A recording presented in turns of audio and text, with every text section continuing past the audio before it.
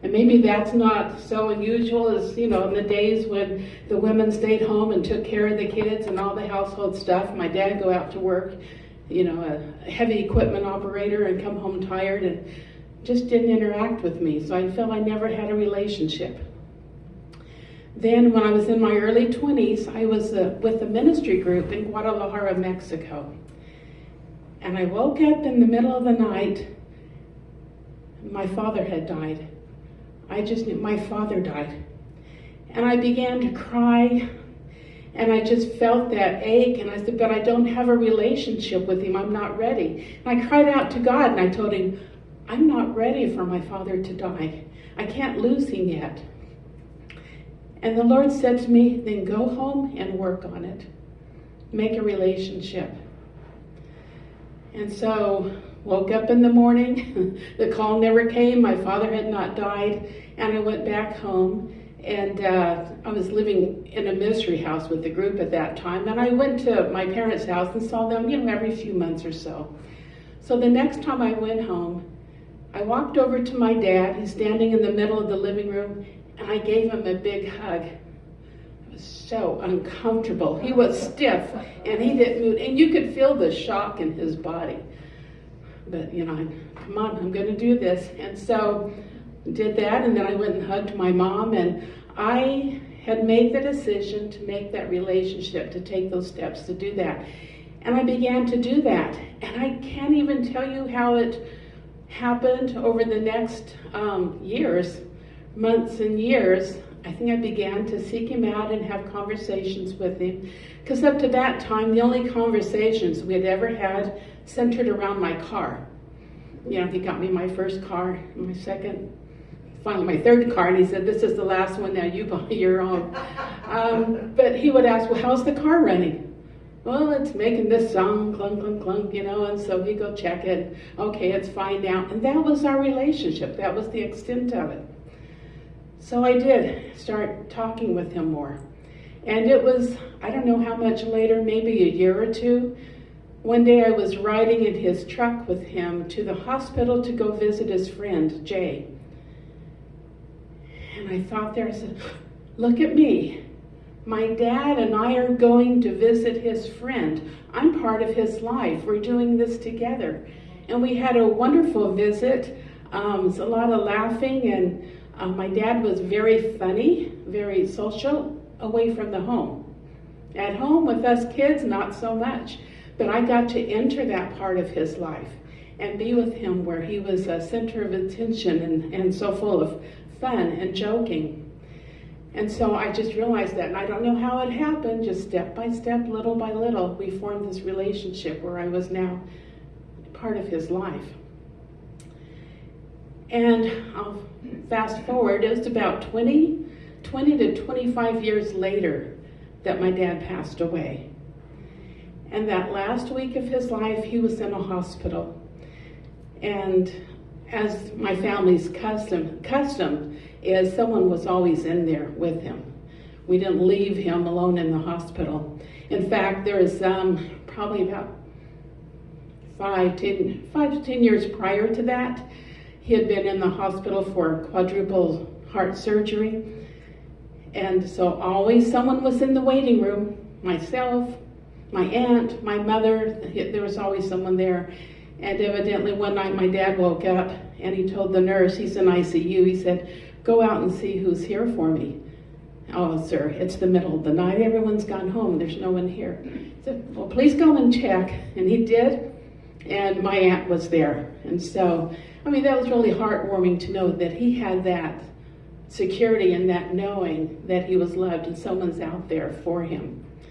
So here he is in the hospital for the last time. And some of my, one of my best memories with him was one night watching a basketball game. It's not that I'm a great fan, but I lived in LA at the time, and the LA Lakers were playing the Phoenix Suns, and that's where he lived. So we watched that game together, bantering and just cheering for each other's teams, and it was a really wonderful experience. So this is a natural relationship, a good experience, and I really cherished that. And during that time, then he also One night when I was with him late, he started talking about regrets that he hadn't taken better care of my mother and how he had treated her earlier on. And it reminded me of some things that, I don't have much memory of my childhood. My early years, I don't remember much. But I do know after I was about 8 years old, my family started going to church and our life changed. My dad had been an alcoholic. I don't even remember that. I don't remember him being drunk, but one night at church they asked him to give his testimony, and he did. And he shared, he remembered one night walking up the sidewalk drunk, and inside he heard me and my brother begging Mom to lock him out. And so I was like, I don't remember that, but I looked at what we had overcome and his experience and what difficult times it was in the early years. And so maybe that has a lot to do with why we hadn't developed that relationship, and we probably wouldn't have, except that the Lord woke me up in the middle of the night and said, take care of this. So, what else? And the other great memories I have that really touched me is near the end of their life, he became the cook at the house. He and my mom were raising my brother's small children. And so I would come from Los Angeles over to Phoenix to visit. And I was shocked when I learned this heavy equipment operator who always had to have dinner on the table when he got home, and there had to be a meat and potatoes and a vegetable. No casserole stuff, no stew, none of that. He's very specific. And he had taken over the cooking duties. And he had learned to really appreciate a good casserole where you could put everything together and throw it in the oven. I thought, oh my gosh, okay. He got it, and he would tell me, I don't know how your mom did it all these years. How she worked outside the home, and then she took care of the home. Well, you know what, it's all those little pieces. And he acknowledged, I don't know how she did it. But anyway, he was pitching in now and helping. And I remember I'd made dinner for them one night, sour cream chicken enchiladas, and he asked me, how do you make this? I think I could make this. And so my dad and I began swapping recipes. Just something I never imagined would happen. And the other thing I never imagined was one day he was sitting at the kitchen table and he tells me, I don't mind the cooking so much. It's just trying to come up with what to cook every night. Well, these are conversations I have with my girlfriends. These are female conversations. I'm having them with this heavy equipment operator. So it was just a really special time, and I so appreciated that I got to have that experience with him. And I thank God for having woken me up in the night. And then fast forward a few years to put the icing on the cake, I guess, and kind of complete the story. Was that with some of the family we were talking, and an aunt said to me, kind of laughing, she says, we thought you were never going to talk to your dad when you were little. What do you mean? Well, he would talk to you and you would just get shy and turn your head down or hide behind your mom and you wouldn't talk to him. That just brought it all together, and I realized that I rejected him first. I think of this poor man, he's got this lovely young daughter, and he tries to talk to her, and he loves her, and she won't talk to him. She gets embarrassed and turns from him. And so I realized that, wow, it's just that he didn't talk to me. I had pushed away first. And I can rationalize and see probably, okay, evidently I was afraid of him because of the alcoholism and whatever happened, but still it doesn't change the fact that I had rejected my father. And so I was doubly glad, really proud that I had reached out and we had repaired that relationship before he passed. And it takes me to this whole idea of, how we perceive things. We tell ourselves stories and we believe things that aren't even true. And then they create other stories and they affect other people and all these lies that get perpetuated. And so that whole idea of feeling unloved, so that's something that's kind of carried through all my life. And I'm aware of it, and I'm yet learning to be free from it. But there's another time the Lord brought it back to me. This was in about 2018, after my husband had died, my first husband. And I left in Los Angeles, I left my job and everything, and I moved to rural Indiana to live with some friends there. They invited me to come and live with them. And I'd been a caregiver for my husband for 4 years, and I was pretty worn out, and so they realized I was there for them to take care of me. And they had this beautiful 80 acres of property, and they had horses, and it was a really good situation. But one day I'm out walking through the horse pastures, and I'm feeling, oh, I don't fit in. They probably are tired of having me here. I'm just feeling that those old feelings coming up that are unfounded. And the Lord spoke to me again. He said, I want you just to always assume that everyone loves you. Everybody loves you. Take that as your base belief. Take that as your hope. I thought about it. Well, we go off and assume that so-and-so doesn't like me. Why would we follow that and those negative things? Let's believe the true story. Okay, everybody loves Cathay. I made that my story. Everybody loves Cathay. You can't convince me otherwise. That's just my story, and I'm sticking with it. And I realized from that too, well, what does that mean? What does that do for you? Because if I approach a situation or people believing everybody loves me, then that's already settled. I don't have to put my energy into trying to convince them to like me or to get their approval, because that's what generally would happen. And all that energy trying to do that goes out as a vibration that's not inviting, that's uncomfortable, and it stirs up the negative to come to you. So what if we just start with, well, everybody loves me, that's not in question, so I'm just here to love you. Or as the reading I think Patty gave about, just give love. Well, we can do that when we're not worried about getting our love. When we know that's a settled, that's a done deal. So I took that in, considered that, decided, okay, I'll try it. And I had a chance to try it out specifically at a place. So living there in Indiana, my friend has this idea. She's going to start a soap business. And she thought, they'll grow lavender on the farm, and we'll make natural soap and products. I'm on board. Okay, let's do it. And so we drove from Indiana to a conference in Atlanta, Georgia. We're there for 3 days. And I knew going into it, this is a situation where I sometimes had difficulty meeting new people. And the workshops and everything are fine, but away from that, or when you're sitting at a meal with people you don't know, or in between sessions, you should strike up conversation, that was always hard for me. So I decided that everybody loves Cathay. So I'm going to go and just bring love to them and enjoy myself. And so the first morning, so I went to breakfast. My friend Kathleen didn't. So I was there by myself. I joined this table of people. And we had the most wonderful time. And I was talking with them and learning about their experience and how they got into the soap making business. And,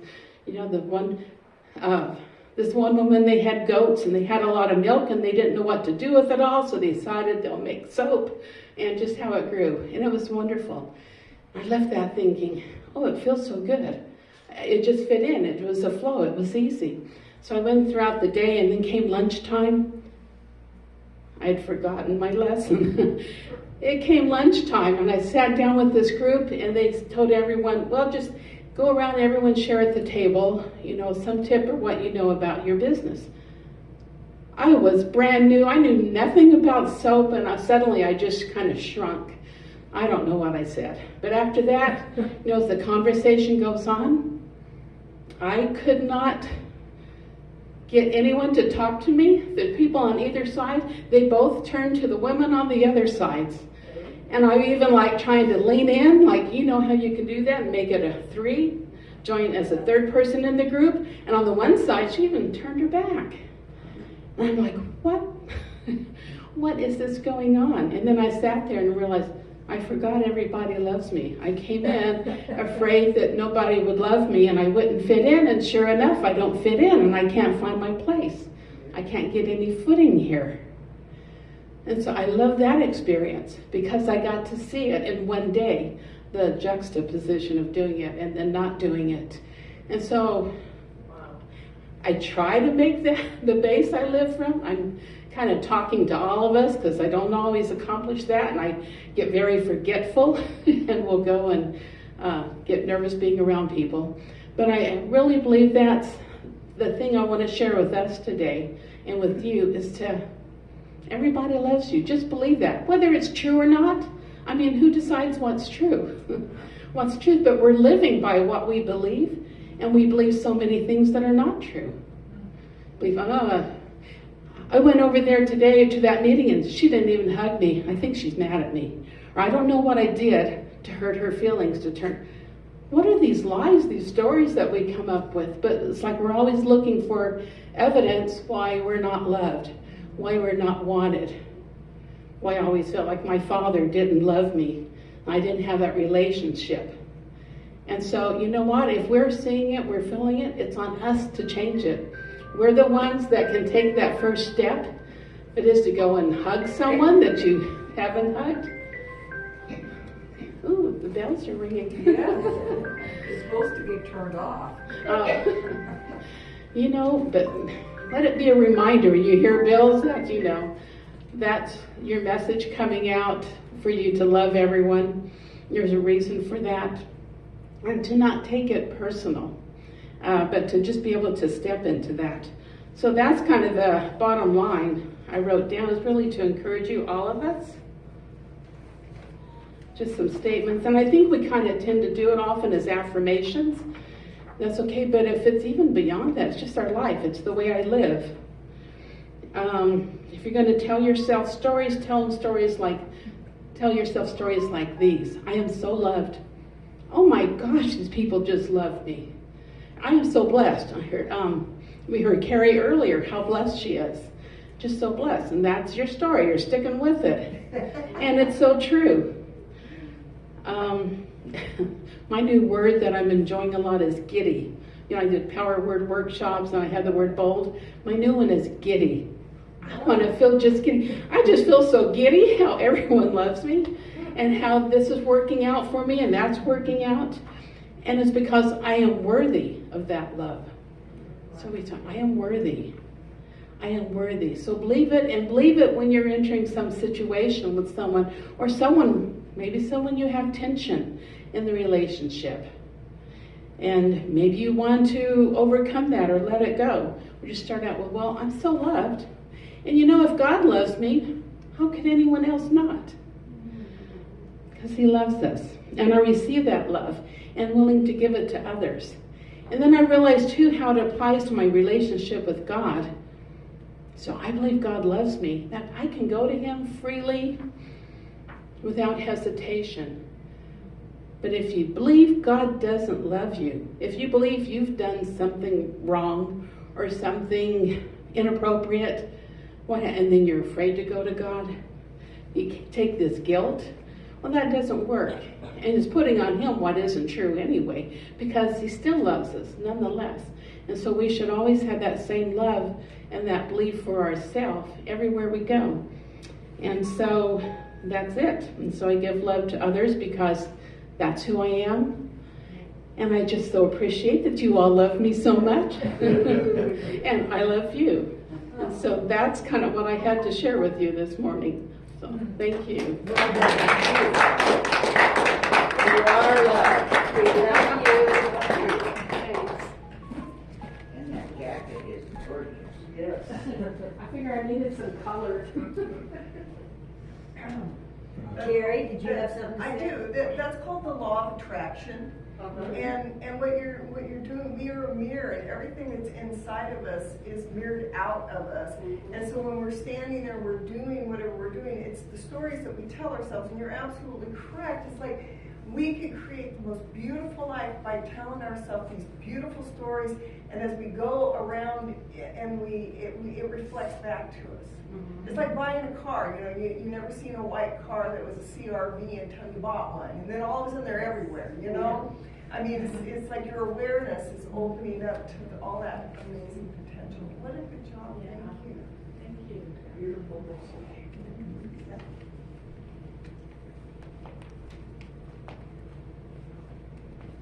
Yeah, I love that. I just saved myself 20 years of therapy right now. You ain't trying to tell you. Nobody's mad at me. Well, you know, when she said that, I'm like, this is me. I think I'm always trying to convince people to love me, but it turns out you guys really love me. Wow. Who knew? All right, Miss Patty, come up and join me. You need a basket. No, we found the bag, we found the bag. You found the bag? I found it but forgot to bring it up, and then I had a a... chair. We lost I it. don't know why I didn't have it. I was busy looking for it last week and I never did find it. It was up on a shelf. Of course it would be. I found... I stuck this in my brassiere. Oh, see, that's why I got lost. I'm like, Draw money, draw money. Raw pocket. Wrong pocket. That's the right pocket. It's filled with love and warmth and mother kindness. Sorry. and a little bit of sweat. Yeah, well, that's okay. Let's do our offering blessing. The love of God blesses and multiplies all that I am, all that I have, all that I give, and all that I receive abundantly. Yee-haw! Yee-haw!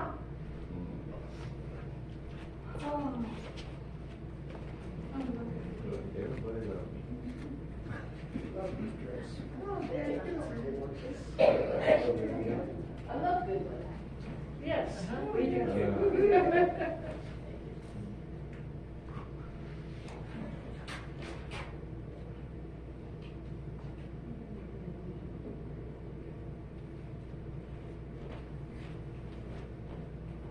Change your mind. Take a chance. On the change your mind. Stand up.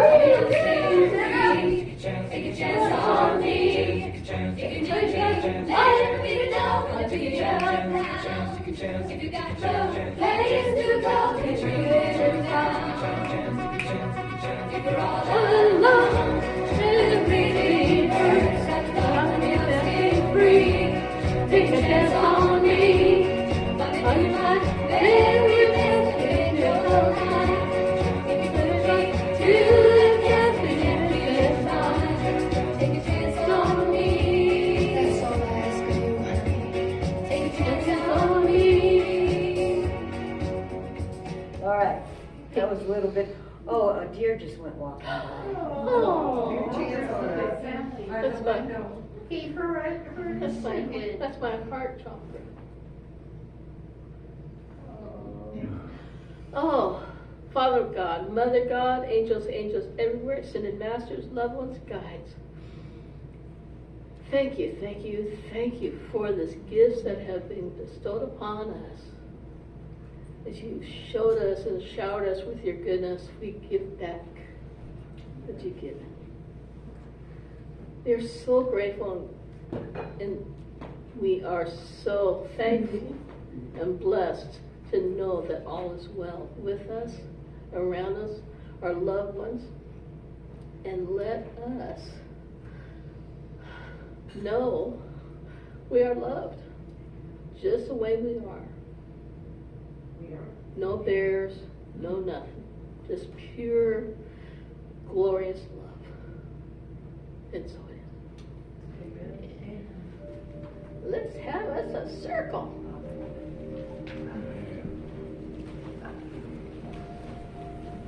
Oh, I forgot to end this.